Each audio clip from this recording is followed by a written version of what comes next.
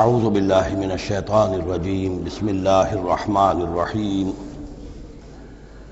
وما قدر اللہ حق قدرہ اذ قالوا ما انزل اللہ علی بشر من شیء قل من انزل الکتاب الذی جاء به موسیٰ نورا وہدی للناس تجعلونہ قراطیس تبدونها وتخفون کثیرا وعلمتم ما لم تعلموا انتم ولا آباؤکم قل اللہ ثم ذرهم في خوضهم يلعبون وهذا كتاب أنزلناه مبارك مصدق الذي بين يديه ولتنذر القرى ومن حولها والذين يؤمنون بالآخرة يؤمنون به وهم على صلاتهم يحافظون صدق الله العظيم۔ اب اس سورہ مبارکہ میں اس رد و قدح کا ذکر ہو رہا ہے کہ جو یہودیوں کے سکھلانے پڑھانے سے مکے کے کچھ لوگ حضور سے کر رہے تھے۔ اب تک جو گفتگو ہوئی ہے وہ خالص ان کی طرف سے تھی اور انہی کے ساتھ سارا مکالمہ تھا اور محاجہ تھا، لیکن جیسا کہ میں عرض کر چکا ہوں یہ صورتیں جو ہیں سورہ انعام اور سورہ اعراف یہ مکی دور کے آخری زمانے کی ہیں، اور ظاہر ہے کہ اس وقت تک چرچا پہنچ چکا تھا مدینہ منورہ میں بھی حضور کی رسالت اور نبوت کے دعوے کا، اور کان کھڑے ہو چکے تھے اہل کتاب کے یہود کے، تو وہیں سے بیٹھے ہوئے انہوں نے ریشہ دوانیاں کرنی شروع کر دی تھی۔ اور جیسے کہ ہم پڑھ چکے ہیں کہ جب زدم زدہ میں کوئی آ جائے تو وہ یہاں تک کہہ بیٹھتے تھے کہ ان مسلمانوں سے تو یہ مشرک بہتر ہیں جو بتوں کو پوجتے ہیں وغیرہ وغیرہ۔ اسی طرح کی ایک بات وہ ہے جو یہاں کہی جا رہی ہے، وما قدر اللہ حق قدرہ، اور انہوں نے ہرگز قدر نہ کی اللہ کی جیسا کہ قدر کرنی چاہیے تھی۔ اس قالو، جبکہ انہوں نے کہا ما انزل اللہ علی بشر من شیء، جبکہ انہوں نے کہا کہ نہیں اتاری ہے اللہ نے کسی بھی انسان پر کوئی بھی چیز، کیٹیگوریکل ڈینائل۔ چونکہ یہ لوگ جو تھے مکے والے یہ کتابوں سے واقف نہیں تھے، تو یہود نے سب سے پہلے جو ان سے کہا وہ یہ ہے کہ یہ سب خیال ہے، وہم ہے، اللہ نے کبھی کوئی چیز اتاری ہی نہیں کسی پر۔ اب چونکہ یہ سوال آیا تھا ان کی طرف سے، لہذا جواب میں مشرکین مکہ سے خطاب نہیں کیا ہے، بلکہ براہ راست جن کی طرف سے یہ بات آئی تھی ان سے خطاب ہے۔ قل من انزل الکتاب الذی جاء به موسیٰ، ان سے پوچھئے کہ پھر کس نے اتاری تھی وہ کتاب جو موسیٰ لے کر آئے تھے؟ کیا وہ من گھڑت تھی موسیٰ کی؟ اپنے ہاتھ سے لکھی ہوئی تھی؟ اگر اللہ نے کبھی کچھ نہیں اتارا تو من انزل الکتاب الذی جاء به موسیٰ نورا وہدی للناس، کہ جو نور بھی تھی اس کے اندر نور بھی تھا، وہ خود روشن تھی اور لوگوں کے لیے رہنمائی تھی۔ تجعلونہ قراطیسا، تم نے اسے ورق ورق کر دیا ہے، ٹکڑوں میں بانٹ دیا ہے، حصوں میں تقسیم کر دیا ہے۔ تبدونہا وتخفون کثیرا، کچھ کو ظاہر بھی کرتے ہو لیکن اکثر کو چھپا کر رکھتے ہو۔ یہودیوں نے کتاب کو جس طرح چھپایا ہے اور اپنے من مانی فتویٰ فروشی کے لیے تو انہوں نے یہ شکل اختیار کی تھی کہ عام لوگوں کے ہاتھ میں یہ کتاب نہیں آنی چاہیے، بڑی محفوظ رہنی چاہیے وہ، اور یہ کہ عام لوگوں کی دسترس میں نہ ہو۔ وَعُلِّمْتُمْ مَا لَمْ تَعْلَمُوا أَنْتُمْ وَلَا آبَاؤُكُمْ، اور تمہیں سکھائی گئی تھی وہ سب باتیں جو نہ تم جانتے تھے تمہارے آباء و اجداد جانتے تھے۔ قُلِ اللَّهُ، کہیے یہ سب اللہ نے نازل کیا، تورات بھی اللہ نے نازل فرمائی تھی، انجیل بھی اللہ نے نازل فرمائی تھی، اب یہ قرآن بھی اللہ نے نازل فرمایا ہے۔ ثم ذرهم فی خوضهم یلعبون، پھر یہ بات کہنے کے بعد اے نبی صلی اللہ علیہ وسلم ان کو چھوڑ دیجئے اور ان سے کنارہ کشی کر لیجئے، وہ اپنی باتوں میں خرافات کے اندر کھیلتے رہیں۔ وَهَذَا كِتَابٌ أَنزَلْنَاهُ مُبَارَكٌ، اور اب یہ کتاب ہے جسے ہم نے نازل کیا ہے بڑی بابرکت ہے، مصدق الذی بین یدیہ، جو تصدیق کرتے ہوئے آئی ہے اس کی جو اس کے سامنے موجود ہے۔ وَلِتُنذِرَ القرى ومن حولها، تاکہ اے نبی صلی اللہ علیہ وسلم آپ خبردار کر دیں القرى اور اس کے آس پاس کے لوگوں کو۔ القرى، قرى قریے کی جمع ہے، قرى بستیوں کی ماں، بستیوں کی جڑ، بستیوں کی بنیاد۔ ہر ملک کے اندر ایک شہر ایسا ہوتا ہے کہ جو گویا کہ اس کے لیے مرکز کی حیثیت رکھتا ہے، دارالخلافہ کہیں، دارالحکومت کہیں۔ تو اگرچہ عرب میں کوئی حکومت نہیں تھی مرکزی حکومت، لیکن یہ کہ عرب میں، جزیرہ نما عرب میں مکہ مکرمہ کو القرى کی حیثیت حاصل تھی۔ یہی ایک شہر ایسا تھا کہ جہاں ایک تو یہ کہ کعبہ تھا، تمام قبیلے جو ہیں وہ یہاں حج کے لیے آتے تھے، ان کا مذہبی مرکز تھا۔ پھر یہ کہ جو قریش کو خاص طور پر ایسٹ ویسٹ ٹریڈ کے اندر جو خاص مونوپولی حاصل ہو گئی تھی، اور وہ بھی اسی کعبے کی برکت کی وجہ سے، اس کی وجہ سے پیسے کی ریل پیل بھی تھی، قافلے آتے تھے جاتے تھے، یہیں سے ہو کر جو یمن سے قافلے چلتے تھے مکے سے ہو کر شام کو جاتے تھے، شام سے آتے تھے مکے سے ہو کر پھر یمن کو جاتے تھے، یہ القریٰ ہے۔ تو اے نبی ہم نے آپ کے پاس اب یہ کتاب نازل کی ہے جو مبارک ہے، تاکہ آپ القریٰ میں جو رہنے والے انہیں خبردار کریں، اور من حولہا، اور جو ان کے ارد گرد ہیں۔ اب یہ من حولہا کا معاملہ یہ ہے کہ اس کا تو دائرہ بڑھتا چلا جائے گا، اس لیے کہ ایک ماحول امیڈیٹ ہے، ایک ذرا اور فاصلے پر ہے، ایک اور فاصلے پر ہے، اور ویسے یہ ہے کہ دنیا کا نقشہ اگر ہم دیکھیں کہ جو بھی پرانے بر اعظم تین تھے، ایشیا، یورپ اور افریقہ، باقی یہ کہ امریکہ بھی بہت دیر کے بعد جا کر جو دریافت ہوا ہے، آسٹریلیا اور انٹارکٹیکا جو ہے، تو یہ اصل میں ناف معلوم ہوتی ہے ان تین بر اعظموں کی۔ تینوں بر اعظم جہاں پر جڑ رہے ہوتے ہیں، تقریباً یہ علاقہ ہے جسے ہم مڈل ایسٹ کہتے ہیں۔ یہ مڈل ایسٹ تو اس کے لیے مس نومر ہے، صحیح لفظ نہیں ہے، لیکن یہ ضرور ہے کہ یہ نقطہ اتصال ہے جہاں یورپ مل رہا ہے، ایشیا مل رہا ہے، افریقہ مل رہا ہے، اور اس جنکشن پر یہ جزیرہ نماء عرب واقع ہے، لہذا یہ اس اعتبار سے پوری دنیا کے لیے بھی ایک مرکز کی حیثیت رکھتا ہے۔ تو من حولہا میں پھیلتے چلے جائیں گے تو پورا قرہ ارضی بھی آ جائے گا۔ والذین یؤمنون بالآخرۃ یؤمنون بہ، اور وہ لوگ جو آخرت پر ایمان رکھتے ہیں، یعنی یہ کہ ان لوگوں میں سے بھی، مشرکین میں سے بھی، ایک تو وہ جو سرے سے منکر ہیں بعث بعد الموت کے، لیکن جن کے ذہن میں کچھ بھی تصور ہے کہ نہیں ہے، اب یہ اٹھنا ہے، جواب دہی ہے، تو پھر یہ ہے کہ وہ اس پر ایمان لے آئیں گے۔ وہم علی صلاتہم یحافظون، اور وہ اپنی نمازوں کی حفاظت کرنے والے ہیں۔ اس میں اشارہ ہو رہا ہے کہ لوگ ایمان لے آئے ہیں، آخر مکے ہی میں سے تھے نا تمام صحابہ کرام مہاجرین۔ ومن اظلم ممن افترى علی اللہ کذبا، اس سے بڑھ کر ظالم کون ہوگا جس نے اللہ پر کوئی بات گھڑ کر منسوب کر دی، نمبر ایک۔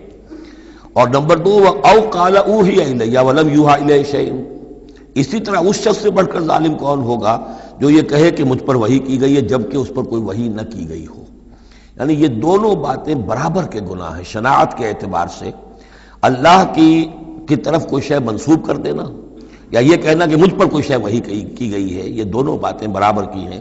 تو ذرا سوچو کہ جو محمد صلی اللہ علیہ وسلم تمہارے سامنے موجود ہیں، کیا ان کی سیرت و کردار کی کوئی مناسبت ہے؟ ان کی زندگی کے اندر کوئی اور پہلو تم دیکھتے ہو ایسا کہ جو اتنے بڑے بڑے گناہوں کے ارتکاب کی بھی ان سے توقع رکھتے ہو؟ وَلَوْ تَرَىٰ إِذِ الظَّالِمُونَ فِي غَمَرَاتِ أَوْ وَمَنْ قَالَ سَأُنزِلُ مِثْلَ مَا أَنزَلَ اللَّهُ، ایک اور تیسری بات ہے جو یہ کہے کہ میں بھی اتار سکتا ہوں جیسا کہ اللہ نے اتارا ہے، حالانکہ اس کا جیسا کہ قرآن مجید میں بار بار چیلنج آیا ہے، لیکن یہ کہ اس کا مقابلہ کسی نے نہیں کیا، پھر بھی یہ کہ زبان میں یہ الفاظ کہہ دینے کی حد تک کسی نے بکواس کر دی ہوگی۔ وَلَوْ تَرَىٰ إِذِ الظَّالِمُونَ فِي غَمَرَاتِ الْمَوْتِ، اور کاش کہ تم دیکھ سکتے جبکہ یہ ظالم موت کی سختیوں میں ہوں گے، نزع کے عالم میں ہوں گے، وَالْمَلَائِكَةُ بَاسِطُو أَيْدِيهِمْ، اور فرشتے اپنے ہاتھ آگے بڑھا رہے ہوں گے، اخرجوا انفسکم، نکالو اپنی جانیں، الیوم تجزون عذاب الہون بما کنتم تقولون علی اللہ غیر الحق، آج تمہیں نہایت اہانت آمیز سزا دی جائے گی، عذاب دیا جائے گا بسبب اس کے جو تم کہتے رہے تھے اللہ کی طرف منسوب کر کے ناحق باتیں، وکنتم عن آیاتہ تستکبرون، اور تم اللہ تعالیٰ کی آیات سے استکبار کر کے اعراض کرتے رہے تھے۔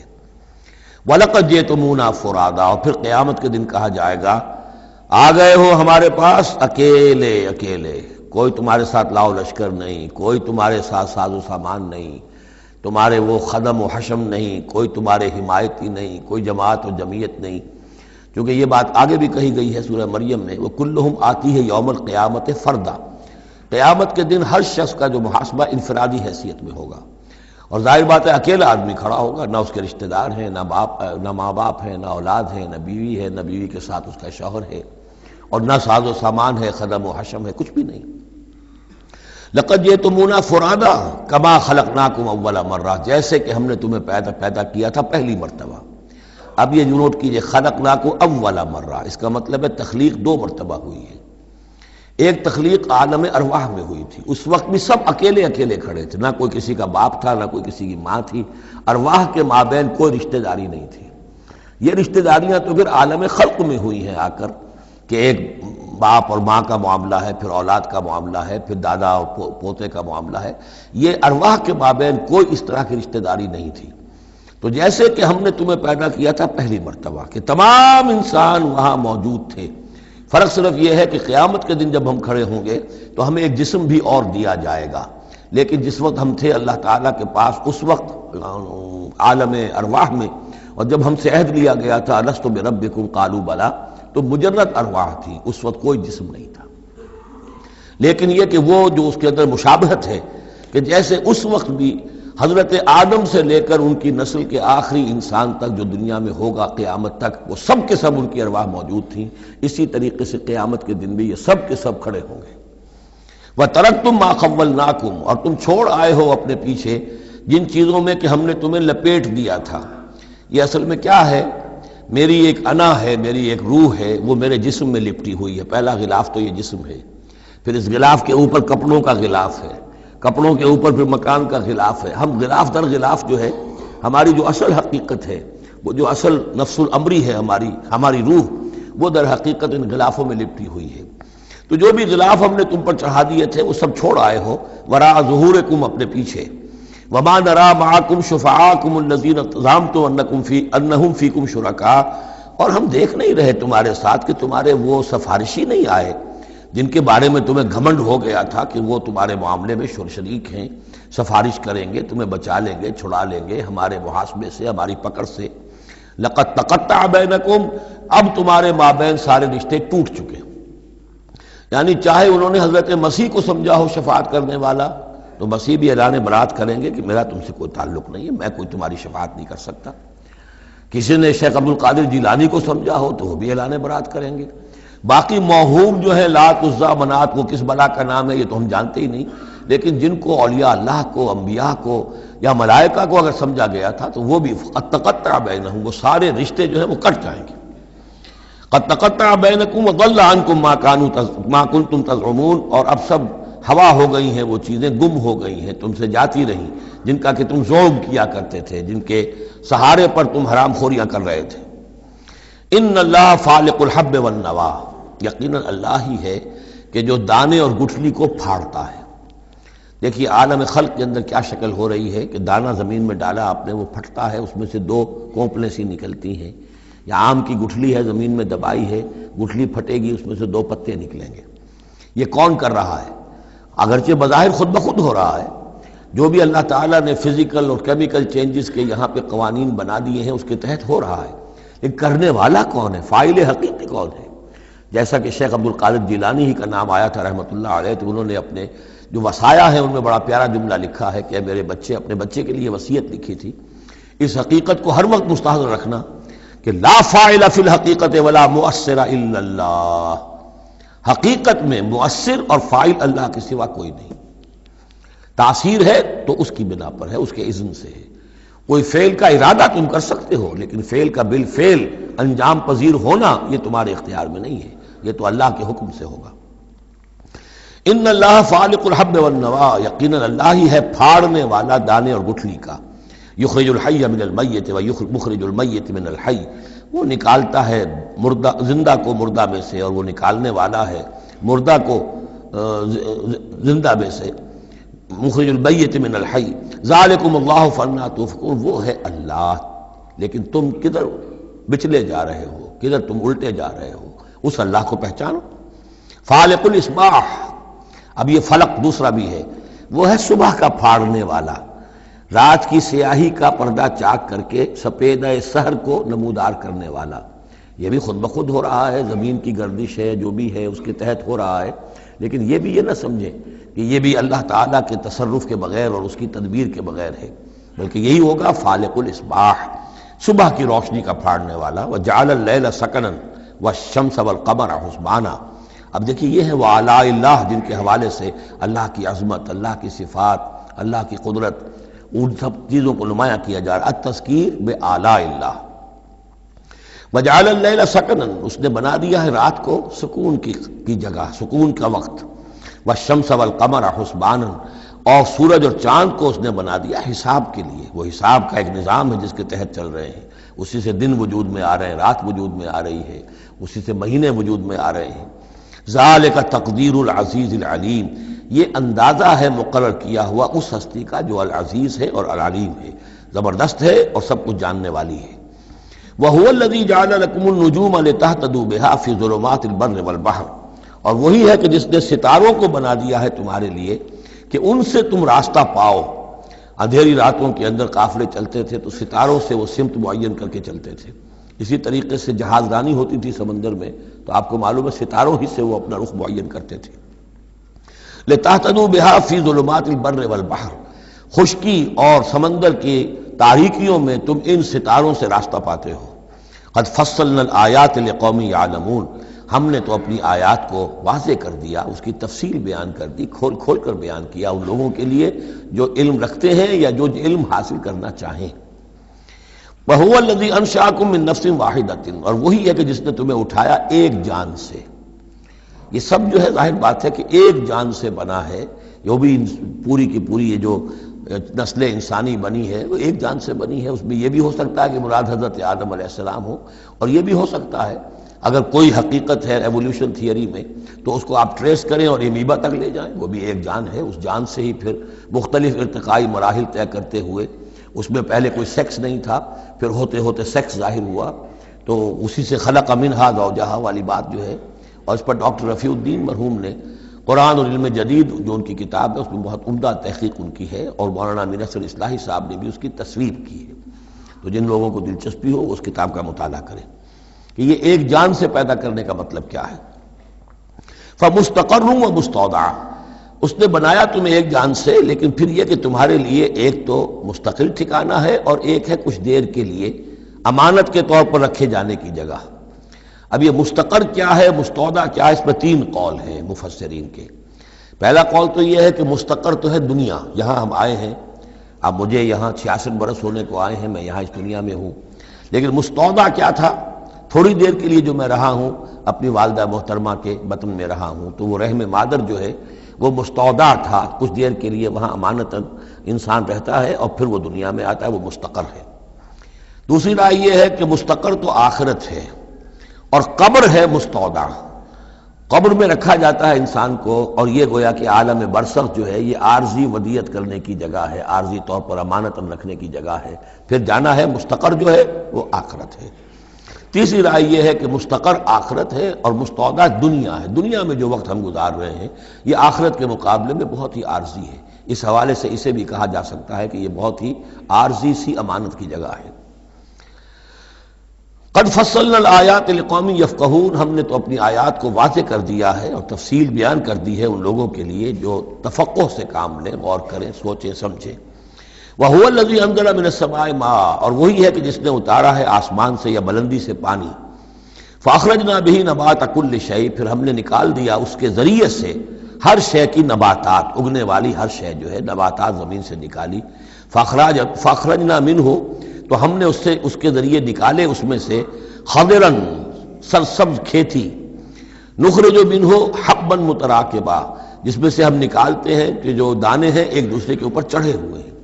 اب سٹا ہے تو چاہے وہ کوئی کسی بھی یعنی اس کا ہے اناج کا، اب کس طریقے سے کہ دانے کے اوپر دانہ چڑھا ہوا ہوتا ہے. حبا متراکبا، یہ دانے ایک دوسرے کے اوپر چڑھے ہوئے ہوتے ہیں. وَمِنَ النَّخْلِ مِنْ طَلْعِهَا قِنْوَانٌ دَانِيَةٌ، اور کھجور کے گابھے میں سے گوشے ہوتے ہیں کہ جو لٹکتے ہوئے ہوتے ہیں. وَجَنَّاتٍ مِّنْ أَعْنَابٍ، اور باغات ہم نے بنا دیے ہیں جو کہ کھجور انگوروں کے ہیں. وَالزَّيْتُونَ، اور زیتون. وَالرُّمَّانَ، اور انار. مُشْتَبِهًا وَغَيْرَ مُتَشَابِهٍ، ایسے بھی جو ایک دوسرے سے ملتے جلتے ہیں رنگ میں، روپ میں، شکل میں، اور ایسے بھی ہیں کہ جن میں کچھ فرق ہے. انظروا إِلَىٰ ثَمَرِهِ إِذَا أَثْمَرَ، ذرا غور سے دیکھا کرو اس کے ثمر کو جب کہ وہ پکتا ہے، کیسا تدریجاً اس کے اندر ابھی بڑا کچا پھل ہے، پھر اس کے اندر وہ پکنے کا عمل اس طرح تدریجاً ہو رہا ہے. انظروا إِلَىٰ ثَمَرِهِ، ان ثمرات کو دیکھا کرو. اذا اثمرا، جب کہ وہ پکتے ہیں، پھل لاتے ہیں. وَيَنْعِهِ، اور اس کے پکنے کو بھی دیکھو. اذا أَنْعَ، یہ گویا کہ یہاں محذوف ہوگا. وَيَنْعِهِ اذا أَنْعَ. انظروا إِلَىٰ ثَمَرِهِ اذا اثمرا، دیکھو اس کے پھل لانے کو جب کہ وہ پھل لائے. وَيَنْعِهِ إِذَا أَيْنَعَ، اور اس کے پکنے کو دیکھو کس طرح تدریجاً وہ پکتا ہے. ان فی ذالکم لآیات لقوم یؤمنون، یقیناً اس میں ہیں نشانیاں ان لوگوں کے لیے جو ایمان لانا چاہیں یا جو ایمان رکھتے ہوں. جن کے پاس تھوڑا ایمان ہے ان آیات پر غور کریں گے، ایمان بڑھ جائے گا، ایمان میں اضافہ ہوگا. زادتہم ایمانا، اور جن کے دلوں میں طلب ہدایت ہے انہیں انہی نشانیوں سے ایمان کی دولت نصیب ہو جائے گی. وجعلوا للہ شرکاء الجن، اور انہوں نے اللہ کے شریک بنا دیا جنات کو. وخلقہم وخرقوا لہ بنین، حالانکہ اللہ نے ان کو بھی پیدا کیا ہے، جیسے انسانوں کو پیدا کیا جنات کو پیدا کیا. فرق صرف یہ ہے کہ جنات کو آگ سے پیدا کیا، اور جنات جو ہیں اپنی طبعی طور پر اس کائنات میں بہت دور تک ان کی رسائی ہے. ہم جہاں بڑے بڑے راکٹ جو ہیں billions and billions of dollars کے لیے ایک بناتے ہیں، اور پھر اس کی ایک جو ہم گاڑی بنائی ہے اور وہ جاتی ہے اور دوڑتی ہے اور آتی ہے، شٹل ہے، اور اس پر کتنا پیسہ خرچ ہوتا ہے. یہ تمام جو ہے جنات کے لیے یہ سارا علاقہ ان کی آمد و رفت کے لیے وہ اپنی طبعی صلاحیت کے بنا پر جاتے آتے رہتے ہیں، جس میں کہ ہمیں جانے کے لیے یہ ساری کچھ ایجادات جو ہیں وہ کرنی پڑی ہیں. لیکن یہ کہ بہرحال وہ بھی ہیں تو مخلوق، جیسے کہ فرشتے ان سے بھی آگے کی شے، لیکن ہیں وہ بھی مخلوق. فرشتے بھی مخلوق ہیں، جنات بھی مخلوق ہیں، انسان بھی مخلوق ہیں. وجعلوا للہ شرکاء الجن، انہوں نے شریک بنا لیا جنات کو اللہ کے ساتھ. وخلقہم، اس نے ان کو پیدا کیا ہے. وخرقوا لہ بنین وبنات، اور اس کے لیے انہوں نے گھر لیے ہیں بیٹے اور بیٹیاں. حضرت عیسیٰ کو بیٹا بنا دیا گیا، حضرت عزیر کو بیٹا بنا دیا گیا، اور اللہ تعالیٰ کی فرشتوں کو کہہ دیا گیا وہ بیٹیاں ہیں. بغیر علم، بغیر اس کے کہ کوئی علمی سند ہو، کوئی بنیاد ہو، کوئی دلیل ہو. سبحانہ و تعالی عما یصفون، وہ پاک ہے اور بہت بلند و بالا ہے ان تمام چیزوں سے جو یہ بیان کر رہے ہیں. بدیع السماوات والارض، یہ لفظ آ چکا ہے سورہ بقرہ میں. کریشن ایکس نہیلو، عدم محض سے وجود میں لانے والا. وہ ہے کہ جو آسمانوں اور زمین کو وجود میں لایا ہے عدم محض سے. انا یکون لہ ولد، اس کے اولاد کیسے ہو سکتی ہے. ولم تکن لہ صاحبہ، جبکہ اس کی کوئی بیوی نہیں، کوئی جورو نہیں، تو اولاد کیسے ہو جائے گی. وخلق کل شیء، اور اس نے تو ہر شے کو پیدا کیا ہے. ایک خالق ہے، باقی سب مخلوق ہیں. وہو بکل شیء علیم، اور وہ ہر چیز کا علم رکھتا ہے. اس کی مخلوقات میں سے کوئی شے اس کی نگاہوں سے ایک لمحے کے لیے بھی اوجھل نہیں ہے. ذالکم اللہ ربکم، وہ ہے اللہ تمہارا رب. اصل میں یہ انداز سمجھ لیجئے کہ چونکہ جو یہ مشرکین مکہ اور عرب تھے وہ اللہ کو مانتے تو تھے، اصل میں اس کی صفات کمال، اس کی قدرت، اس کی عظمت، اس کے بارے میں ان کا ذہن کچھ جو ہے محدود ہو گیا تھا، ورنہ اللہ کے منکر تو وہ نہیں تھے. ذالکم اللہ ربکم، دیکھو جس اللہ کو تم مانتے ہو وہ ہے وہ اللہ جس کی یہ شان ہے. تم نے اس کی اصل حقیقت کو نہیں پہچانا، تم نے اس کو جو ہے بہت ہی کمزور اور ضعیف سی کوئی شخصیت سمجھا ہے کہ جس کے اوپر کوئی دباؤ ڈال کر بھی اپنی بات منوا لے گا. تم نے سمجھا ہے جیسے کہ تمہاری کوئی بچی آ جائے اور تم سے کچھ چیز مانگے، اگر تم دے سکتے ہو تو ضرور دے دیتے ہو. ایسے ہی اس کی بچیاں بھی ہیں، یہ فرشتے جو ہیں جس کی سفارش کریں گی وہ جو ہے سب کو بخش دیے جائیں گے. یہ تم نے اپنے اوپر جو ہے قیاس کر لیا ہے اللہ تعالیٰ کو، اس کی قدرت، اس کی عظمت، اس کا وراء الورا ہونا، اس کا بکل شیء علیم ہونا، اس کا علی کل شیء قدیر ہونا، اس کا ہر جگہ پر موجود ہونا، اس کا تم تصور نہیں کر پا رہے. ذالکم اللہ ربکم، وہ ہے اللہ تمہارا رب جو جس کو ہم اس طرح بیان کر رہے ہیں. لا الہ الا ہوا، اس کے سوا کوئی معبود نہیں ہے. خالق کل شیء، وہ ہر شے کا بنانے والا، پیدا کرنے والا ہے. فاعبدوہ، بس اسی کی بندگی اور پرستش کرو. وہو علی کل شیء وکیل، اور وہ ہر شے کا کارساز وہی ہے، کوئی تمہارے لیے کارساز نہیں. لا تتخذوا من دونی وکیلا، میرے سوا کسی اور کو اپنا کارساز نہ سمجھنا.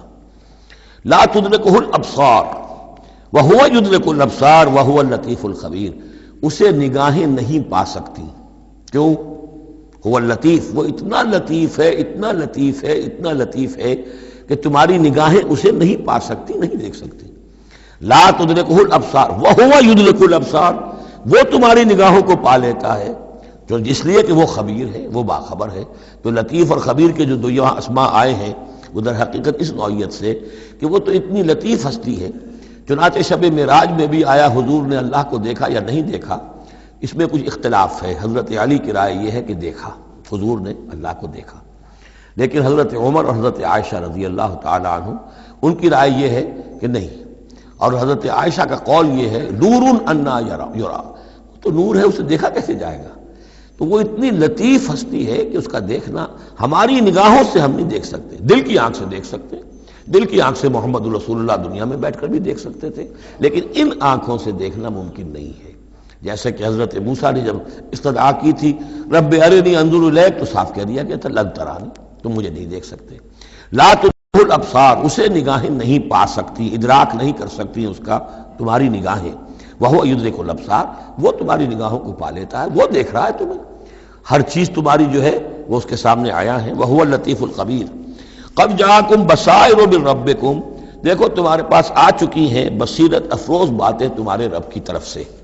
فمن ابصر فلنفسہ، تو جو کوئی دیکھے گا، آنکھیں کھولے گا، حقائق کا مواجہہ کرے گا، حقیقت کو تسلیم کرے گا، تو وہ اپنے بھلے کے لیے، فلنفسہ۔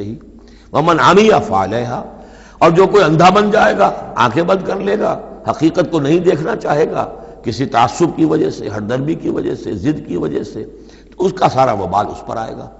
وما انا علیکم بحفیظ، اور بہرحال میں تمہارا کوئی نگران نہیں ہوں، میں تمہارے اوپر کوئی ٹھیکیدار نہیں ہوں، میں تمہاری طرف سے جواب دہ نہیں ہوں۔ وَكَذَلِكَ نُصَرِّفُ الْآيَاتِ، اور اسی طرح ہم اپنی آیات کو گردش میں لاتے ہیں، وَلِيَقُولُوا دَرَسْتَ، تاکہ یہ پکار اٹھے کہ اے نبی صلی اللہ علیہ وسلم آپ نے سمجھانے کا حق ادا کر دیا۔ درستہ اصل میں عربی زبان میں آتا ہے درس یدرسو، لکھنا مٹانا، لکھنا مٹانا۔ جیسے بچے شروع میں جب کوئی تعلیم حاصل کرتے ہیں تو تختی ہے، تختی لکھی پھر دھو دی، پھر لکھی پھر دھو دی۔ اب تو خیر تختی وقتی شاید آج لوگوں کے ذہنوں سے نکل گئی ہوں گی باتیں، آج کا بچہ کیا سمجھے گا تختی کس بلا کا نام ہے؟ یا سلیٹ ہوتی تھی، اب اس میں کچھ کیا پھر دھو دیا، پھر کچھ لکھا پھر صاف کر دیا۔ تو یہ ہے کہ کسی کو پڑھانے کے لیے تدریجاً بار بار درستہ، اے نبی آپ نے خوب بار بار ہر طرح سے ہر اعتبار سے، ایک پھول کا مضمون ہے تو 100 رنگ سے باندھوں، آپ نے بات سمجھا دی۔ وَلِنُبَيِّنَهُ لِقَوْمٍ يَعْلَمُونَ، تاکہ واضح کر دیں ہم اس کو ہر طرح سے ان لوگوں کے لیے جو علم حاصل کرنا چاہیں یا جو علم رکھتے ہیں۔ اتبع ما اوحی الیک من ربک، اب دیکھیے یہاں پر میں نے آپ سے کہا تھا کہ بار بار حضور سے خطاب آئے گا، لیکن یہ خطاب صرف حضور سے نہیں ہوتا، یہ حضور کی وساطت سے امت کے لیے بھی، اہل ایمان کے لیے بھی۔ لیکن مکی صورتوں میں آپ کو 2/3 قرآن میں براہ راست خطاب مسلمانوں سے بہت کم ملے گا، شاذ۔ یہ خطاب جو ہے چونکہ جب امت کی شکل بنی ہے مسلمانوں کی، وہ تحویل قبلہ کی بات بنی، اب امت ہے۔ کذالک جعلناکم امۃ وسطا لتکونوا شہداء علی الناس ویکون الرسول علیکم شہیدا۔ پھر خطاب، پھر تو ایک سورہ حجرات جو ہے 18 آیتیں 5 دفعہ یا ایھا الذین آمنوا یا ایھا الذین آمنوا یا ایھا الذین آمنوا یا ایھا الذین آمنوا، لیکن یہ کہ آپ کو اتنی لمبی لمبی صورتوں میں یا ایھا الذین آمنوا ملے گا ہی نہیں۔ اہل ایمان سے بھی جو کہا جا رہا ہے وہ حضور سے واحد کے صیغے میں، اتبع ما اوحی الیک من ربک، پیروی کرو اس کی جو وحی کیا جا رہا ہے آپ کی طرف، آپ کے رب کی طرف سے۔ اور یہ صرف حضور کو نہیں، سب کے لیے۔ لا الہ الا ہوا، اس کے سوا کوئی معبود نہیں، وَأَعْرِضْ عَنِ الْمُشْرِكِينَ، اور ان مشرکوں سے ذرا کنارہ کشی کیجئے، ذرا اپنا چہرہ ان کی طرف سے آپ پھیر لیجئے، زیادہ ان کے حال پر توجہ نہ دیجئے۔ وَلَوْ شَاءَ اللَّهُ مَا أَشْرَكُوا، اگر اللہ چاہتا تو یہ شرک نہ کرتے، اگر اللہ کو جبری اختیار کرنا ہوتا اپنا اور بالجبر ان کو ایمان پر لانا ہوتا تو سب کو ایمان پر لے آتا۔ وَمَا جَعَلْنَاكَ عَلَيْهِمْ حَفِيظًا، اور دیکھیے اے نبی ہم نے آپ کو ان پر داروغہ، نگران، ذمہ دار، ٹھیکیدار نہیں بنایا ہے، آپ کا کام ہے حق کو واضح کر دینا۔ انذر بہی، ذکر بہی، بشر بہی، اس قرآن کے ذریعے بشارت دیتے رہیے، قرآن کے ذریعے خبردار کرتے رہیے، قرآن کے ذریعے تذکیر کرتے رہیے، آپ کا کام یہ ہے۔ فذکر انما انت مذکر لست علیہم بمسیطر، یاد دہانی کرائیے، اس لیے کہ آپ یاد دہانی کرانے والے ہیں، آپ ان کے اوپر داروغہ نہیں ہیں۔ وما انت علیہم بوکیل ولا تسبوا الذین یدعون من دون اللہ فیسبوا اللہ عدوا بغیر علم۔ اب یہاں مسلمانوں سے خطاب ہے، لیکن دیکھیے یا ایھا الذین آمنوا نہیں ہے، یہ خاص ہے قرآن کے اسلوب کو سمجھنے کے لیے۔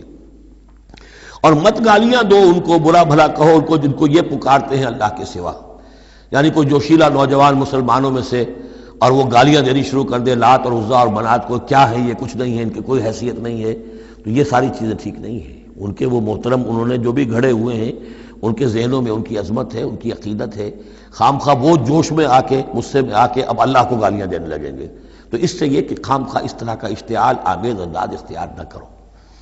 ولا تسبوا الذین یدعون من دون اللہ، مت گالیاں دو یا برا بلا کہو انہیں جنہیں یہ پکارتے ہیں اللہ کے سوا، فیسبوا اللہ عدوا بغیر علم، تو اللہ کو گالیاں دینے لگ جائیں گے زیادتی کے اندر آ کر، زدم زدہ میں آ کر، بغیر علم کے۔ کذالک زینا لکل امۃ عملہم، اسی طرح ہم نے ہر قوم کے لیے اس کے عمل کو مزین کر دیا ہے، وہ اسی میں خوش ہے، مگن ہے۔ ہمارے آباء و اجداد کی مورتیاں ہیں، یہ دیویاں ہیں، دیوتا ہیں، اس میں مگن ہیں، ان کے احساسات ہیں، ان کے جذبات ہیں۔ سمجھاؤ ضرور، انذار کرو، تبشیر کرو، تذکیر کرو، تبلیغ کرو، نصیحت کرو، سب کچھ کرو، لیکن یہ ہے کہ ان کے ساتھ گالم گلوچ نہیں اور ان کے معبودوں کو برا بھلا کہنا نہیں۔ ثم الی ربہم مرجعہم، پھر ان کے رب ہی کی طرف ان سب کو لوٹنا ہے، فینبئہم بما کانوا یعملون، وہ ان کو جتلا دے گا جو کچھ کہ وہ کرتے رہے تھے۔ واقسموا باللہ جہد ایمانہم، اور وہ قسمیں کھا کھا کر کہتے ہیں، اب یہ وہی آ گیا جو عمود ہے اس سورہ مبارکہ کا، کچھ عرصے سے اس کچھ رکوعوں سے اس کا تذکرہ نہیں آیا تھا، اب پھر بڑے شد و مت کے ساتھ وہی بات، دکھاؤ ہمیں معجزہ، دکھاؤ ہم ایمان لے آئیں گے۔ کیوں نہیں دکھاتے معجزہ؟ نبوت کا دعویٰ ہے، رسالت کا دعویٰ ہے، عام دعویٰ تو نہیں کر رہے ہو تم، کیوں نہیں کوئی معجزہ دکھاتے؟ جب خود کہتے ہو کہ موسیٰ نے دکھائے، عیسیٰ نے دکھائے، فلاں نے دکھائے، قوم سمود کو دکھا دیا گیا معجزہ، تو آخر کیا قیامت آ گئی؟ ہمیں کیوں نہیں معجزہ دکھاتے؟ وَأَقْسَمُوا بِاللَّهِ جَهْدَ أَيْمَانِهِمْ، اور اپنے عوام پر اثر ڈالنے کے لیے قسم، خدا کی قسم ہے محمد ہم ایمان لے آئیں گے، آپ دکھائیے تو صحیح ایک دفعہ معجزہ، کیا بگڑتا تھا ان کا قسمیں کھانے میں؟ اقسموا باللہ جہد ایمانہم، وہ اللہ کی قسمیں کھا رہے ہیں اپنی پوری قوت کے ساتھ، شد و مت کے ساتھ، لئن جاءتہم آیۃ لیؤمنن بہا، اگر آیت آ جائے، نشانی آ جائے، معجزہ دکھا دیا جائے، وہ لازماً ایمان لے آئیں گے۔ قل انما الآیات عند اللہ، کہہ دیجئے نشانیاں تو سب اللہ کے اختیار میں، میرے اختیار میں نہیں، اللہ کا فیصلہ وہ نہیں دکھانا چاہتا۔ اب اس میں جو اثر پڑ سکتا تھا اہل ایمان پر، اس کا جواب ہے آگے، وما یشعرکم، اے مسلمانوں تمہیں کیا پتہ ہے، انہا اذا جاءت لا یؤمنون، جب وہ نشانی آ جائے گی تب بھی یہ نہیں مانیں گے، لیکن ان کی مہلت ختم ہو جائے گی، پھر وہ عذاب فوری طور پر آ جائے گا۔ ابھی در حقیقت اس میں خیر ہے، اس میں بھلائی ہے، اسی میں ان کے لیے اپنے اوپر سختی جھیل لو، اپنے اوپر جو بھی اس وقت تنگی آ گئی ہے، ضیق ہے، اس کو برداشت کرو، لیکن یہ کہ یہ چیز ان کے قوم کے حق میں، لوگوں کے حق میں مفید نہیں ہوگی۔ اور اب جو آیت آئی ہے وہ بہت ہی اہم ہے، وَنُقَلِّبُ أَفْئِدَتَهُمْ وَأَبْصَارَهُمْ كَمَا لَمْ يُؤْمِنُوا بِهِ أَوَّلَ مَرَّةٍ، ہم ان کے دلوں کو الٹ دیں گے، ان کی نگاہوں کو الٹ دیں گے، اس لیے کہ وہ ایمان نہیں لائے تھے پہلی مرتبہ۔ دیکھیے یہ قاعدہ قانون اب اچھی طرح سمجھ لیجئے جو سورہ بقرہ کے شروع ہی میں آ گیا تھا پہلے رکوع میں۔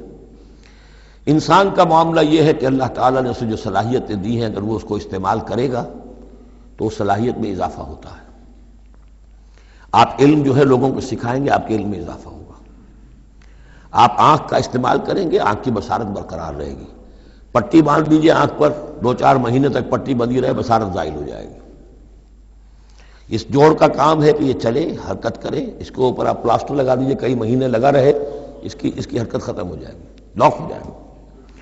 جو صلاحیت اللہ نے دی ہے اس کا استعمال نہیں ہوگا تو وہ ہوتے ہوتے وہ صلاحیت پھر زائل ہو جاتی ہے، ضائع ہو جاتی ہے، سلب ہو جاتی ہے۔ ایک باطنی صلاحیت ہے حق کو پہچاننے کی، میرے اندر وہ صلاحیت ہے، مجھ پہ حق منکشف ہوا اور میرے دل نے گواہی دی حق ہے، میں نے اس کو دیکھنے سے انکار کر دیا، نہیں مانوں گا میں، ضد کی وجہ سے، تعصب کی وجہ سے، ہٹ درمی کی وجہ سے۔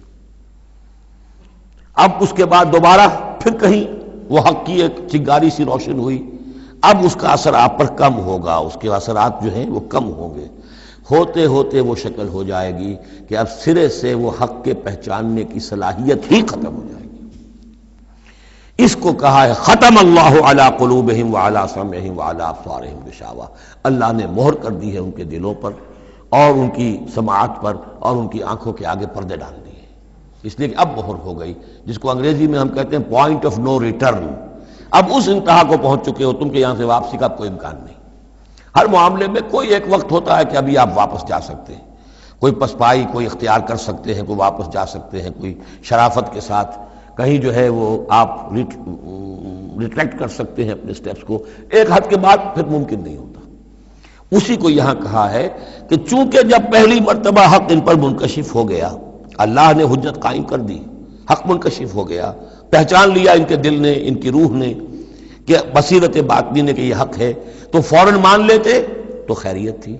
چونکہ انہوں نے نہیں مانا تو اب تو ہم ان کے دلوں کو الٹ دیں گے، 100 معجزے بھی دیکھ لیں گے تو یہ ایمان نہیں لائیں گے۔ وَنُقَلِّبُ أَفْئِدَتَهُمْ وَأَبْصَارَهُمْ، ہم الٹ دیں گے ان کے دلوں کو بھی، ان کی نگاہوں کو بھی، كَمَا لَمْ يُؤْمِنُوا بِهِ أَوَّلَ مَرَّةٍ، جیسے کہ وہ ایمان نہیں لائے تھے پہلی مرتبہ۔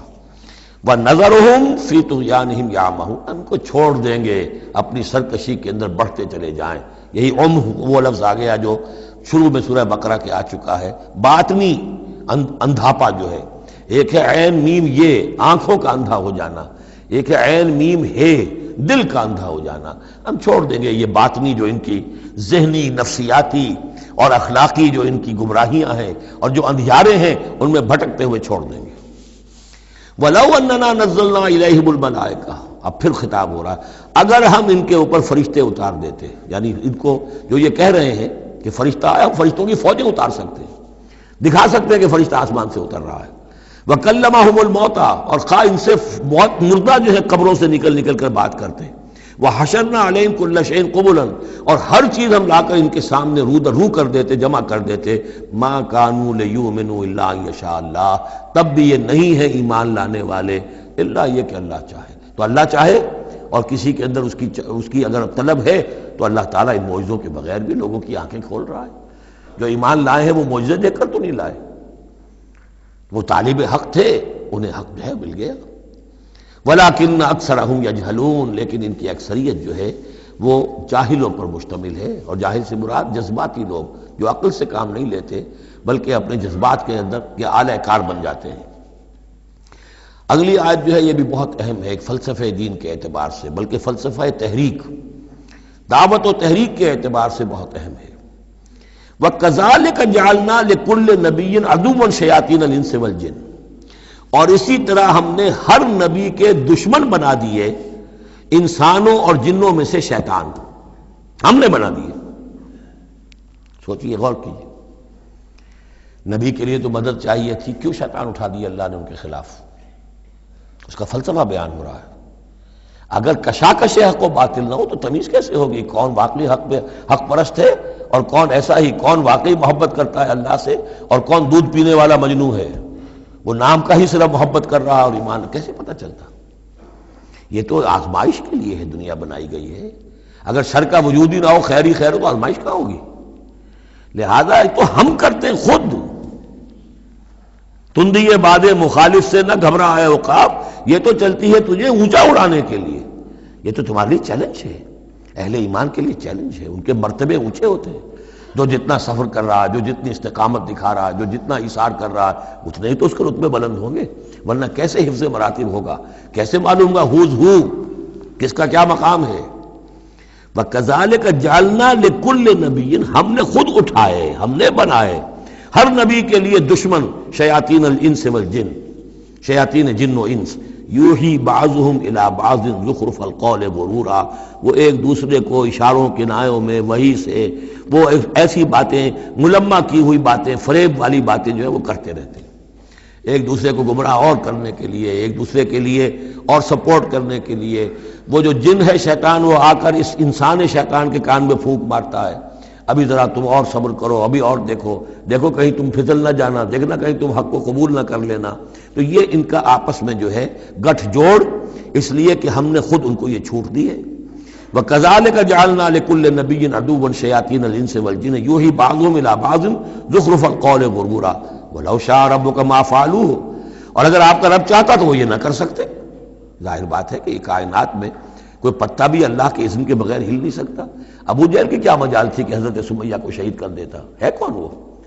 لیکن یہ تو اللہ کی طرف سے اجازت ہے، اس کا ہاتھ شل ہو جاتا، وہ ہاتھ جو اٹھا ہے برچا لے کر ان کی شرمگاہ میں مارنے کے لیے، تو کیا وہ ہاتھ وہیں کا وہیں شل نہ ہو جاتا اللہ کے حکم سے؟ لیکن نہیں، اذن رب ہے، ٹھیک ہے، ہماری اس بندی کو آزما لو جتنا آزمانا ہے، لیکن جتنا تم آزما رہے ہو تمہیں کیا اندازہ ہوگا اس کے رتبے جو ہے ہمارے ہاں کتنے بلند سے بلندتر ہوتے چلے جا رہے ہیں، تم کیا جانو؟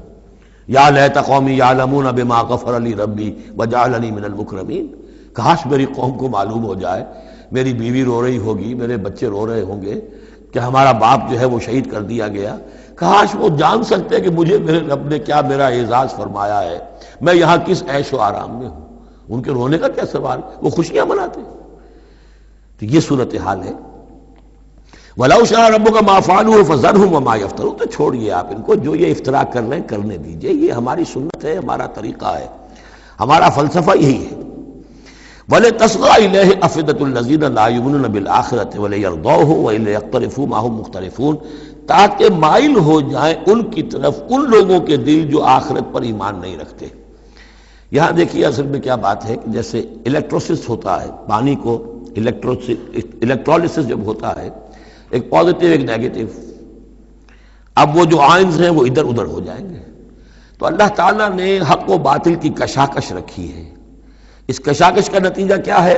آئونائزیشن ہو جائے گی، حق اور باطل کا جو ہے، حق والے ادھر کو جمع ہو جائیں گے، باطل والے ادھر جمع ہو جائیں گے۔ اور اس کے لیے جو ہے یہ اس معاشرے کے اندر، انسانی معاشرے کے اندر یہ تقسیم، یہ تمییز، جیسے کہ ہم سورہ آل عمران میں پڑھ چکے ہیں، حتیٰ یمیز الخبیث من الطیب، یہ خبیث اور طیب جو ہیں گڈمڈ ہوئے ہیں، یہ آزمائشیں آتی ہیں، تکلیفیں آتی ہیں، امتحانات آتے ہیں، تو خبیث علیحدہ اور طیب علیحدہ، منافق علیحدہ، صاحب ایمان علیحدہ۔ تو فرمایا لِتَصْغَىٰ إِلَيْهِ أَفْئِدَةُ الَّذِينَ لَا يُؤْمِنُونَ بِالْآخِرَةِ، تاکہ ان کی طرف، ان شیاطین جن و انس کی جو باتیں ہیں پھیلائی ہوئی، ان کی طرف متوجہ ہو جائیں، مائل ہو جائیں ان لوگوں کے دل جو آخرت پر ایمان نہیں رکھتے، وَلِيَرْضَوْهُ، اور تاکہ وہ اس کو پسند بھی کریں، اور پھر وہ جو بھی اپنے برے اعمال کا جو انبار جمع کرنا چاہتے ہیں جمع کر لیں، وَلِيَقْتَرِفُوا مَا هُمْ مُقْتَرِفُونَ أَفَغَيْرَ اللَّهِ أَبْتَغِي حَكَمًا، پھر وہی سوال، اسی طرح میں نے کہا تھا سرچنگ کویسچن، کیا تم چاہتے ہو میں اللہ کے سوا کسی کو حکم بناؤں اپنا؟ اب پس منظر میں وہ ہے کہ اللہ کو مانتے تھے، تم کیا چاہتے ہو؟ جسے تم مانتے ہو، میں نے تو اس کو اپنا رب بنایا ہے بس، باقی جو تم نے گھڑ لیے ہیں اس کے لیے کوئی سند ہو تو پیش کر لو، تو میں کسی اور کو ماننے کو تیار نہیں۔ ایک جگہ آیا ہے قُلْ إِنْ كَانَ لِلرَّحْمَٰنِ وَلَدٌ فَأَنَا أَوَّلُ الْعَابِدِينَ، اگر اللہ کا کوئی بیٹا ہوتا سب سے پہلے میں پوجتا اس کو، جب میں اللہ کو پوجتا ہوں، اس کی پرستش کرتا ہوں، تو اللہ کے بیٹا ہوتا تو میں کیوں نہ پوجتا اس کو؟ نہیں ہے اللہ کا بیٹا۔ یہ ہے در حقیقت قرآن مجید کا انداز سمجھانے کا، بڑا فطری، اس میں منطق کم اور جذبات سے اپیل ہے، درون بینی، انٹراسپیکشن کی طرف دعوت ہے۔ اپنے دل میں جھانکو، ذرا غور کرو، اپنے گریبان میں منہ ڈالو، سوچو، غور کرو، تمہیں خود یہ حقیقتیں جو ہے نظر آ جائیں گی۔ افغیر اللہ ابتغی حکما، تو کیا میں اللہ کے سوا کسی اور کو اپنا منصف اور حکم بنا لوں؟ وَهُوَ الَّذِي أَنزَلَ إِلَيْكُمُ الْكِتَابَ مُفَصَّلًا، جبکہ وہ تو وہ ہے کہ جس نے تمہاری طرف ایک بڑی مفصل کتاب نازل کر دی ہے، کتنی واضح کتاب نازل کر دی ہے۔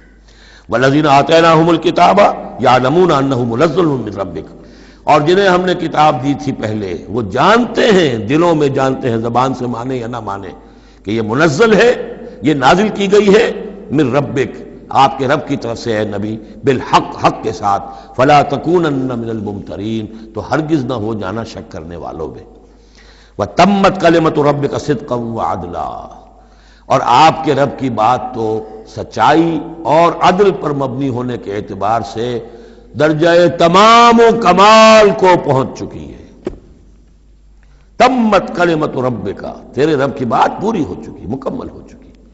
الیوم اکملت لکم دینکم واتممت علیکم نعمتی وتمت کلمۃ ربک صدقا وعدلا، اس کی ہر بات صداقت پر اور ہر بات اس کی عدل پر مبنی ہے، اور اس اعتبار سے وہ نقطہ کمال کو پہنچ چکی ہے۔ لا مبدل لکلماتہ، اس کی باتوں کا کوئی بدلنے والا نہیں۔ وہو السمیع العلیم، وہ سب کچھ سننے والا اور جاننے والا ہے۔ وَإِن تُطِعْ أَكْثَرَ مَنْ فِي الْأَرْضِ يُضِلُّوكَ عَنْ سَبِيلِ اللَّهِ، اور اگر تم پیروی کرو گے زمین میں بسنے والوں کی اکثریت کی، تو وہ تو تمہیں اللہ کے راستے سے لازماً گمراہ کر دے گی۔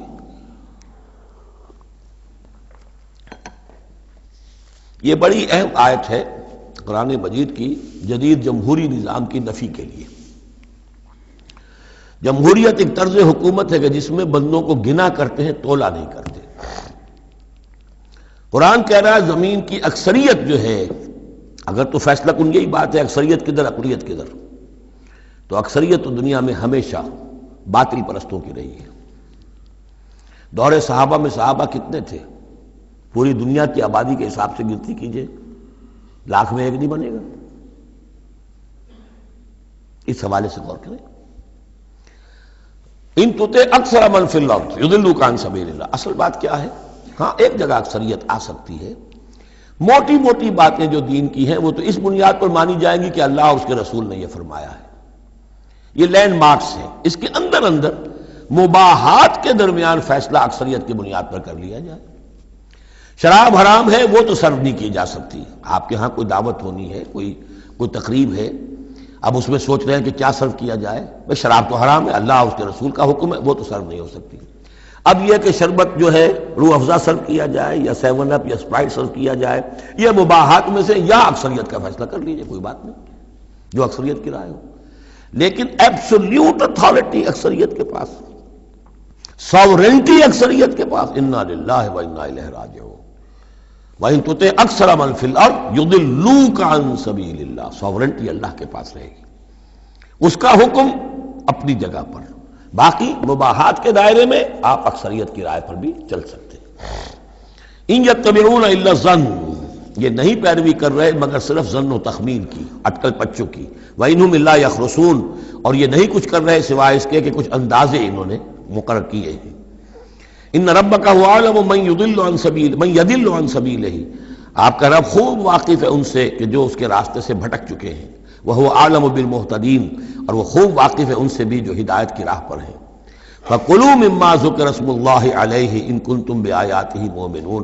تو کھاؤ ان چیزوں میں سے جن پر اللہ کا نام لیا گیا ہے اگر تم اس کی آیات پر ایمان رکھتے ہو. یہ پھر وہی جو عرب کے اندر مشرکوں میں جو جاہلی تصورات تھے، توہمات تھے، تو ان کو پھر رد کرنے کے لیے، بلکہ پھر نہیں کہنا چاہیے، یہ تو مکی صورتیں ہیں، یہ کام تو ہو چکا تھا. باقی یہ کہ وہ تو جو بھی آخری پھر ٹچز تھے وہ سورہ مائدہ وغیرہ میں دیے گئے ہیں. وَمَا لَكُمْ أَلَّا تَأْكُلُوا مِمَّا ذُكِرَ اسْمُ اللَّهِ عَلَيْهِ. یہ تم نے جو بنا لی ہیں چیزیں، اب ان کے اوپر چاہے وہ حام اور صائبہ اور یہ وسیلہ اور یہ وہ کوئی شے اللہ نے مقرر نہیں کی ہے، ان کو ذبح کرو. حلال جانور ہے، اونٹ ہے، کچھ اور ہے، اس کو حلال کر سکتے ہو، اللہ کا نام لو اور کھاؤ. وَمَا لَكُمْ أَلَّا تَأْكُلُوا مِمَّا ذُكِرَ اسْمُ اللَّهِ عَلَيْهِ وَقَدْ فَصَّلَ لَكُمْ مَا حَرَّمَ عَلَيْكُمْ. جبکہ اللہ تعالیٰ تفصیل بیان کر چکا ہے تمہارے لیے وہ ان چیزوں کی جو حرام کی گئی ہیں. یہ سورۃ النحل کے اندر بھی یہ چونکہ آیا تھا، وہ آگے چل کر پڑھیں گے 14ویں پارے میں. لہذا وہ صورت اس سے پہلے نازل ہوئی ہے، لہذا فرمایا جا رہا ہے کہ وہ تمہارے اوپر اس کی تفصیل پہلے ہی بیان کی جا چکی ہے. الا ما اضطررتم الیہ. اس میں بھی تمہارے لیے گنجائش ہے کہ اگر اضطرار ہے، جان پر بنی ہوئی ہے، بھوک سے جان نکل رہی ہے، تو ان حرام چیزوں میں سے بھی کچھ کھا کر جان بچائی جا سکتی ہے. وَإِنَّ كَثِيرًا لَيُضِلُّونَ بِأَهْوَائِهِمْ بِغَيْرِ علم. اور اکثر لوگ جو ہیں وہ بغیر کسی تحقیق کے، بغیر علم کے، اپنی خواہشات کی بنا پر لوگوں کو گمراہ کرتے پھرتے ہیں. ان ربک هو اعلم بالمعتدین. اور یقیناً تیرا رب خوب جانتا ہے ان حد سے تجاوز کرنے والوں کو. وَذَرُوا ظَاهِرَ الْإِثْمِ وَبَاطِنَهُ. اور چھوڑ دو، تعلق منقطع کر لو ہر طرح کے گناہ سے، چاہے وہ کھلا ہو یا چھپا ہو. ان الذین یکسبون الاسم. یقیناً جو لوگ گناہ کماتے ہیں، سیجزون بما کانوا یقترفون. تو انہیں یقیناً بدلہ ملے گا اس کا جو وہ جمع کر رہے ہیں، جو کھتے بھر رہے ہیں برائیوں کے اور برے اعمال کے، ان کا پورا بدلہ ملے گا. ولا تاکلوا مما لم یذکر اسم اللہ علیہ. اور مت کھاؤ اس میں سے جس پر اللہ کا نام نہ لیا گیا ہو. یہ اصل میں ایک خاص چیز ہے جو آگے آئے گی آیت نمبر 138 میں، کہ ان کے اسی قسم کے توہمات میں سے بعض جانوروں پر وہ کہتے تھے اللہ کا نام لینا ہی نہیں ہے. اس کا خاص طور پر تذکرہ ہے، یہ عام نہیں ہے یہ آیت. ولا تاکلوا مما لم یذکر اسم اللہ علیہ. مت کھاؤ اس میں سے کہ جس پر اللہ کا نام نہیں لیا جاتا. وَإِنَّهُ لَفِسْقٌ. یقیناً وہ جو ہے وہ تو گناہ ہے اس کا کھانا.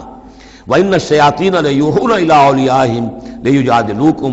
اور یہ شیاطین جو ہے یہ اپنے دوستوں اور اپنے ساتھیوں کو وحی کرتے رہتے ہیں، پٹی پڑھاتے رہتے ہیں، وسوسہ اندازی کرتے رہتے ہیں تاکہ وہ تم سے جھگڑا کریں.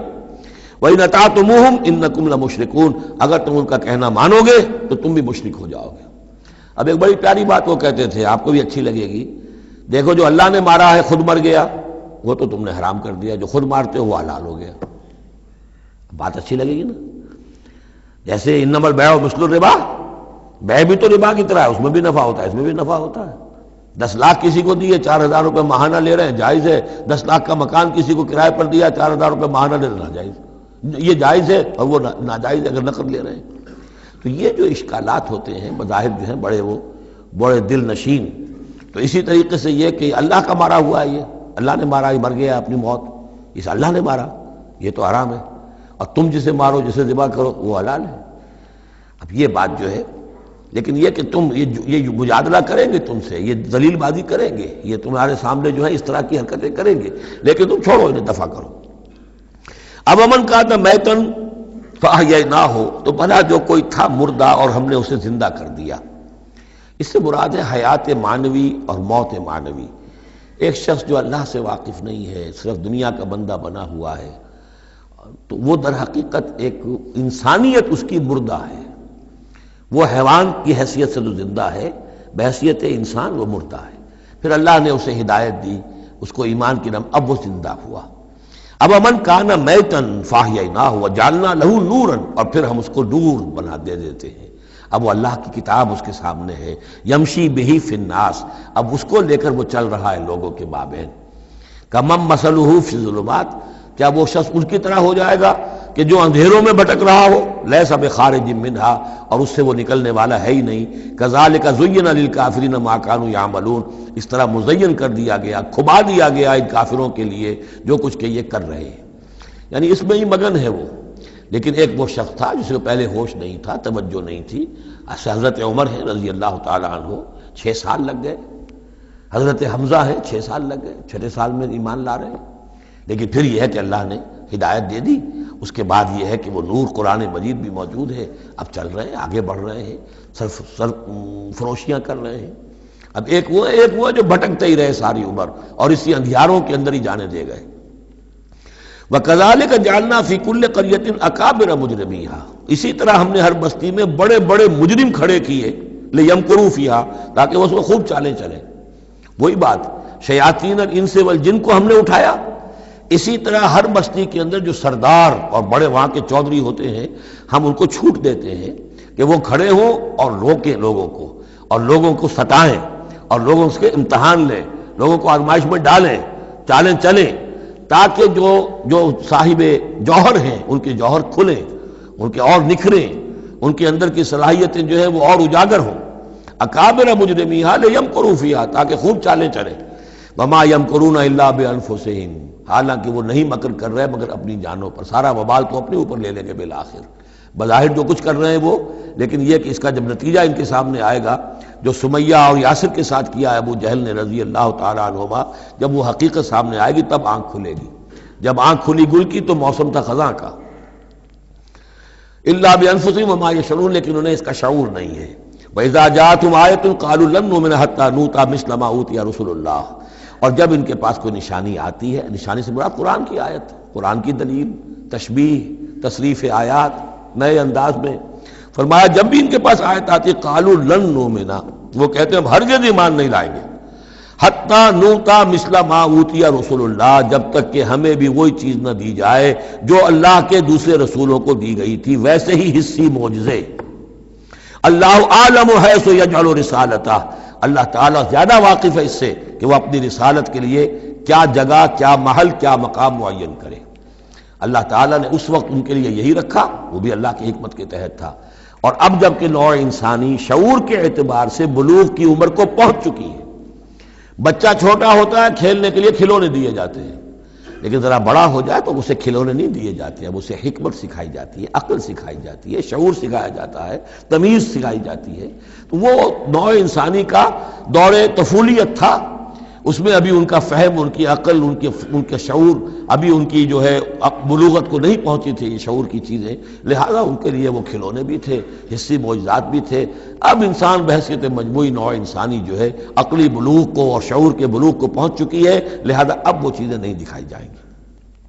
اللہ عالم حیث یجعل رسالتہ سیصیب الذین اجرموا صغار عند اللہ، پہنچے گی ان مجرموں کو، ان گناہ گاروں کو بہت ہی ذلت اللہ کے ہاں، وعذاب شدید بما کانوا یمکرون، اور سخت سزا اور عذاب ان کی انتاری چال بازیوں کے طفیل کے جو وہ کر رہے ہیں۔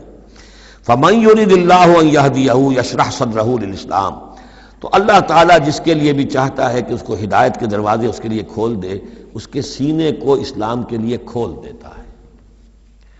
یہ ایک بڑی معنوی حقیقت ہے، اس پہ غور کیجئے گا۔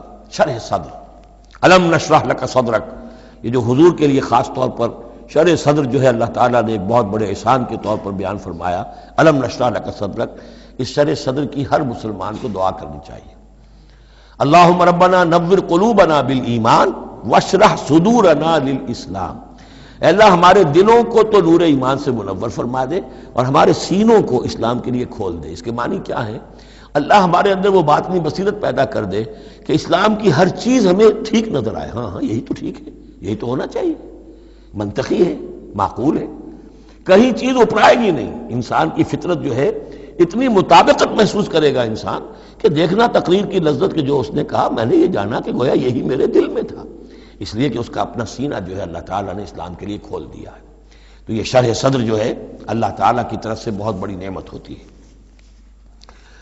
فَمَن يُرِدِ اللَّهُ أَن يَهْدِيَهُ، اللہ جس کو ہدایت دینا چاہتا ہے یشرح صدرہ للاسلام، اس کے سینے کو اسلام کے لیے کھول دیتا ہے۔ وَمَن يُرِدْ أَن يُضِلَّهُ، اور جس کے بارے میں وہ طے کر دے کہ اس کو تو اب گمراہی ہی پر رکھنا ہے، یجعل صدرہ ضیقا، اس کے سینے کو تنگ کر دیتا ہے، حرجن، بہت ہی تنگ اندر سے، کأنما یصعد فی السماء، ایسے محسوس کرتا ہے جیسے اسے آسمان پر چڑھنا پڑ رہا ہے، جیسے اونچائی پر چڑھتے ہوئے سانس پھول جاتا ہے، آدمی کو معلوم ہوتا ہے کہ میرا شاید دل دھڑک دھڑک کر باہر ہی نکل آئے گا۔ یہ ہے کہ ان کو حق کا قبول کرنا اتنا مشکل ہو جاتا ہے۔ جس شخص کا کے لیے اللہ تعالیٰ کی طرف سے شرح صدر ہے وہ حق کو قبول کرتا ہے، تکلیف بھی آتی ہے تو بڑی آسانی سے جھیل جاتا ہے، اور ایک وہ ہے کہ ذرا سا امتحان آ گیا تو معلوم ہوا کہ بس قیامت ٹوٹ پڑی، اور اب تو ایک قدم اور اٹھانا جو ہے، اور جس کو ہم کہتے ہیں قدم من بھر کے، پاؤں جو ہے من بھر کے ہو گئے، بوجھل ہو گیا انسان، وہ بات نہیں۔ فرمایا کذالک یجعل اللہ الرجس علی الذین لا یؤمنون، اور اسی طریقے سے اللہ تعالیٰ عذاب یا گندگی ڈال دیتا ہے ان پر جو ایمان نہیں لاتے۔ وَهَذَا صِرَاطُ رَبِّكَ مُسْتَقِيمًا، اور یہ ہے تیرے رب کا سیدھا سیدھا راستہ۔ قَدْ فَصَّلْنَا الْآيَاتِ لِقَوْمٍ يَذَّكَّرُونَ، ہم نے اپنی آیات خوب تفصیل سے بیان کر دی ہیں ان لوگوں کے لیے جو تذکر اخذ کرنا چاہیں، نصیحت حاصل کرنا چاہیں، ہدایت حاصل کرنا چاہیں۔ لَهُمْ دَارُ السَّلَامِ عِندَ رَبِّهِمْ، ان کے لیے سلامتی والا گھر ہے ان کے رب کے پاس، جنت کے لیے دوسرا لفظ ہے دار السلام۔ وَهُوَ وَلِيُّهُمْ، وہی ان کا مددگار ہے، پشت پناہ ہے، وہی ان کا حمایتی ہے، ان کا دوست ہے۔ بما كانوا يعملون، بسبب ان کے عمل کے، وہ جو عمل کر رہے ہیں انہوں نے اللہ کی دوستی ارن کی ہے، انہوں نے اپنی قربانیوں سے، اپنے ایثار سے، اپنی محنتوں سے جو جد و جہد کی ہے، جو مشقتیں جھیلی ہیں، تو انہوں نے بما كانوا يعملون، اس کی وجہ سے وہ گویا کہ اللہ تعالیٰ کی دوستی کے مستحق ہو گئے ہیں۔ وَهُوَ وَلِيُّهُمْ بِمَا كَانُوا يَعْمَلُونَ وَيَوْمَ يَحْشُرُهُمْ جَمِيعًا، اور جس دن کہ وہ جمع کرے گا ان کو سب کو، یا معاشر الجن، اللہ تعالیٰ فرمائے گا اے جنوں کی جماعت، قد استکثرتم من الانس، واقعتاً تم نے تو انسانوں میں سے بہتوں کو ہتھیا لیا۔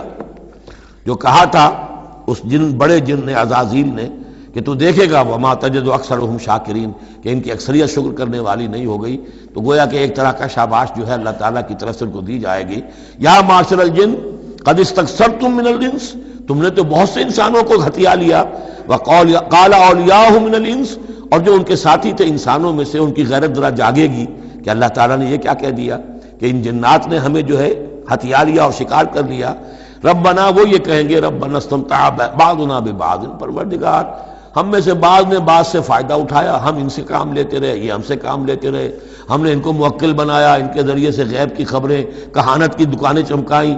قال اولیاء من الانس ربنا استمتع بعضنا ببعض وبلغنا اجلنا الذي اجلت لنا، اور اب ہم اپنی اس مدت کو پہنچ چکے جو تو نے ہمارے لیے مقرر کر دی تھی۔ قال النار مسواکم، اللہ فرمائے گا اب آگ ہے تمہارا ٹھکانہ، خالدین فیہا الا ما شاء اللہ، اب تم رہو گے اسی میں ہمیشہ ہمیش سوائے اس کے جو اللہ چاہے۔ ان ربک حکیم علیم، یقیناً تیرا رب حکیم اور علیم ہے۔ وکذالک نولی بعض الظالمین بعضا بما كانوا یکسبون، اور اسی طرح ہم ساتھی بنا دیتے ہیں اور ملا دیتے ہیں بعض ظالموں کو بعض ظالموں کے ساتھ ان کے کرتوتوں کی وجہ سے، ان کی کبائی کی وجہ سے۔ بارک اللہ لی ولکم فی القرآن العظیم ونفعنی وإیاکم بالآیات والذکر الحکیم۔